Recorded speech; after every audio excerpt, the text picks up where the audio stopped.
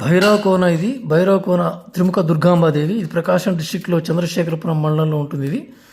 ఇక్కడ సోమనాథ, పాల, కళింగ, దోణలు, సరస్వతి, త్రివేణి, పాచికల, గుండాలు ఎన్నో పవిత్రమైన తీర్థాలు ఇక్కడ ప్రవహిస్తున్నాయి.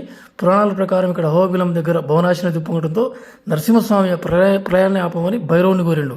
వెంటనే అష్టాంగ భైరవుడు ఆ భవనాశి నదికి తన తలను నరికి నదిలో తర్పణం చేయడంతో ఆ ముప్పు దక్కింది.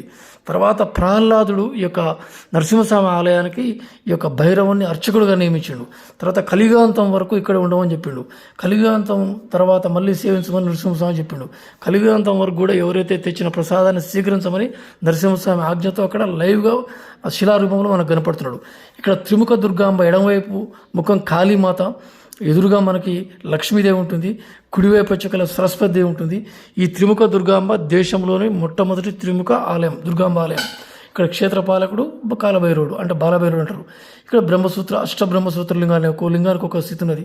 ఈ మూడు ముఖాల అమ్మవారు ఈ దుర్గాంబ ఉండటం మూలాన ఇక్కడ ఎన్నో ఆజ్ఞల భైరవుడు నియమించున్నాడు.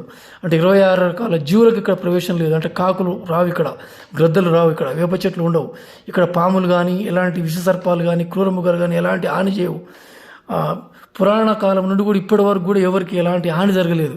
ఈ అడవిలో ఎంతోమంది తప్పిపోయినా కానీ అడవిలో తప్పిపోయిన వాళ్ళకి కుక్కలు వచ్చి కనపడి వాటిని అనుసరిస్తే మనం అది భైరవుని ఆలయం దగ్గర తీసుకొస్తాయి. వాళ్ళు సేఫ్గా మళ్ళీ భైరవుని ఆలయం దగ్గరికి వస్తారు.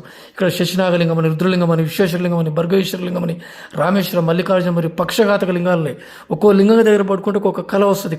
ఇక్కడ కార్తీక పౌర్ణమి రోజు పౌర్ణమి చంద్రుడు అమ్మవారి పాదాల మీద